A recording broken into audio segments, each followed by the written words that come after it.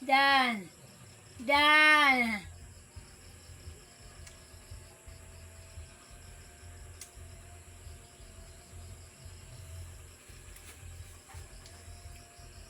Dan.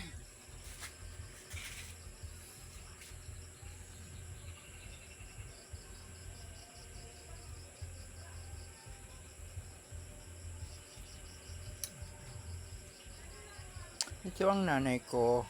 86 years old. Dan. Di na nakakarinig. Dan. Di na rin nakakakita. Kawawa talaga ang nanay ko. Uy, ito siya. Oh. Kaya siguro, minsan maiisip ko na pasaway. Pero, magdili man jud. Kay, Dan. tungod siguro sa Dan. iyang edad, niya di siya kadungog, di pa siya kakita. Munang, daghan isag mali nga buhat. Pero, agwantahon na lang. Dan. Siyempre nanay, wala lain mag-atiman. Kailangan ng gid nimo Dan. 1 million nga pasensya o 2 million nga pagsabot. Mani akong nanay. Ana siya. Mani akong mother, nanay, mother, mama. Inahan sa kanuning panabang. Asa man ka maadto? Ano siya ani? Ana siya. Di naman gud siya kay kita guys oy. Di na po siya kay kadungog. Na mo na kailangan na gid siya atimanon, pagligo, sa pagkaon, tanan. Kay Dan. kung limo po siyang pasagdan di.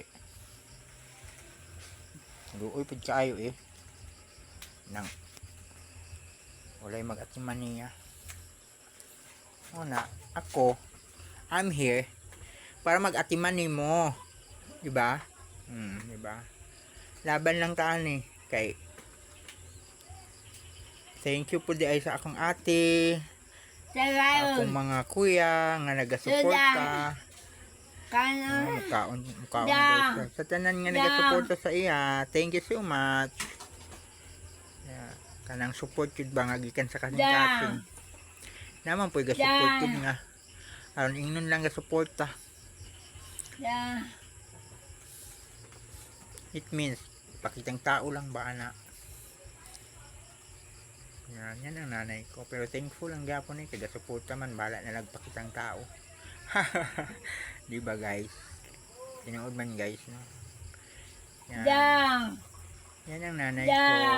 Kailangan na niyang gabay. Yan siya. Painom ng tubig. Yan.